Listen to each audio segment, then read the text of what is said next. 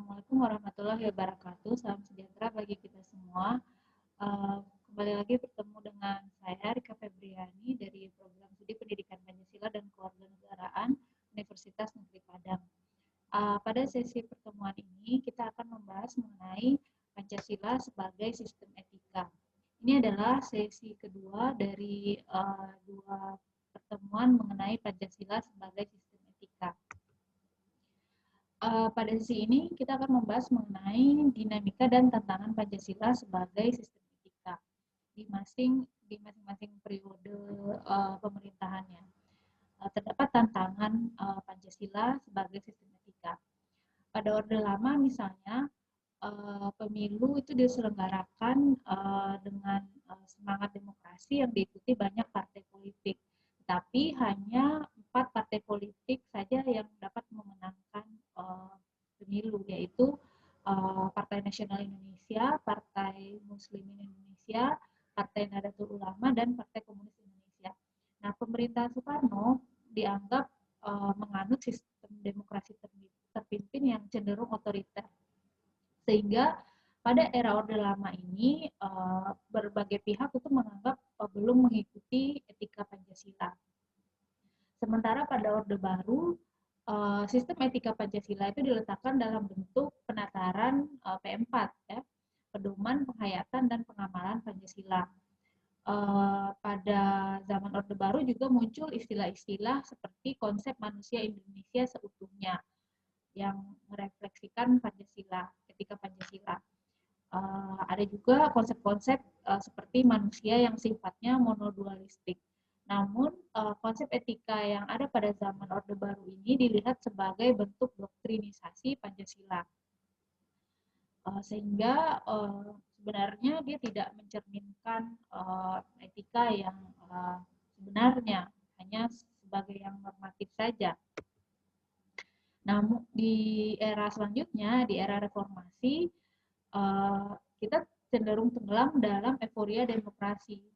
Dan namun demokrasi ini tidak dilandasi dengan sistem etika politik sehingga menjurus kepada abuse of power atau penyalahgunaan kekuasaan.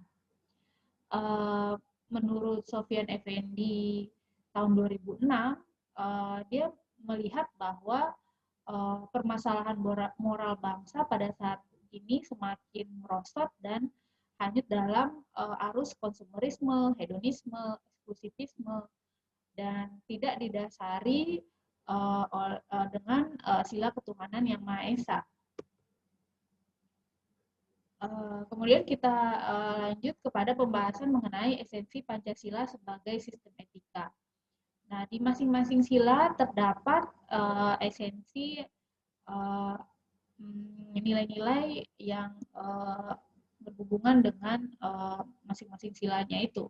Pertama misalnya, hakikat sila ketuhanan itu terletak pada keyakinan bahwa bangsa Indonesia memiliki kepercayaan bahwa Tuhan itu adalah sebagai penjamin prinsip-prinsip moral. Artinya, setiap perilaku warga negara itu harus didasarkan atas nilai-nilai moral yang bersumber pada norma agama.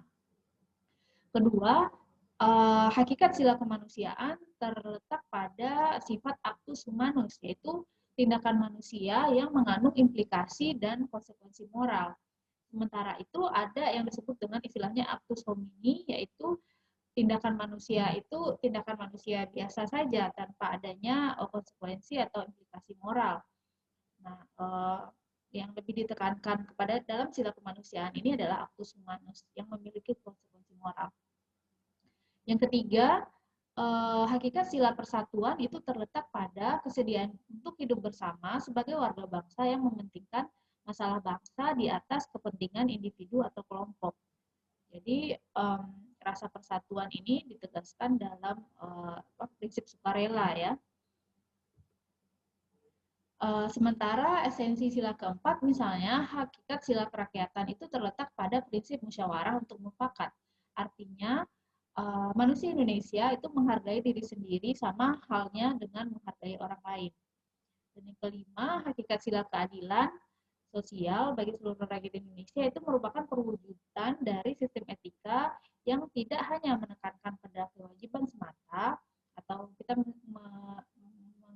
dengan istilah etika deontologis atau menekankan pada tujuan belaka atau etika teleologis, tetapi lebih menonjolkan kepada etika keutamaan atau virtue ethics yang terkandung dalam nilai keadilan itu sendiri. Nah, beberapa istilah dalam etika, yaitu etika deontologis, etika teleologis, itu dibahas secara lebih mendalam oleh berbagai tokoh di dalam filsafat. Namun yang kita tekankan di dalam Pancasila ini lebih kepada etika keutamaan atau virtue ethics ya, yang terkandung dalam sila-sila di seluruh nilai di seluruh sila-sila dalam Pancasila. Nah, ini kenapa kita harus meletakkan Pancasila sebagai sistem etika? Apa urgensinya? Pertama, meletakkan sila-sila Pancasila sebagai sistem etika itu berarti menempatkan Pancasila sebagai sumber moral dan inspirasi bagi penentu sikap, tindakan, dan keputusan yang diambil oleh setiap warga negara. Sistem etika juga memberikan panduan ya bagi setiap warga negara sehingga memiliki orientasi yang jelas dalam tata pergaulan baik lokal, nasional, regional maupun internasional. Yang ketiga, kenapa kita harus menggunakan sistem etika Pancasila?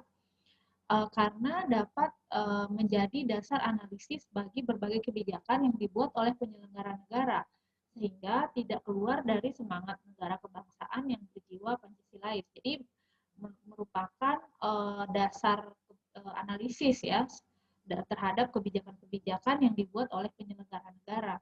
Dan yang keempat, menjadi filter ya untuk menyaring ya pluralitas nilai yang berkembang dalam kehidupan masyarakat sebagai dampak globalisasi yang mempengaruhi pemikiran warga negara.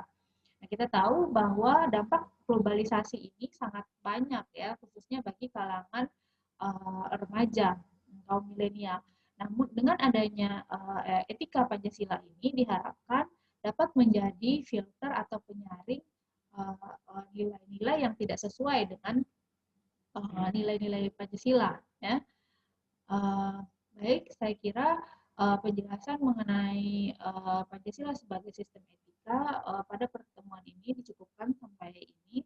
Apabila ada pertanyaan, dapat mengirimkan email ke yang tertera di akhir presentasi ini. Terima kasih. Assalamualaikum warahmatullahi wabarakatuh.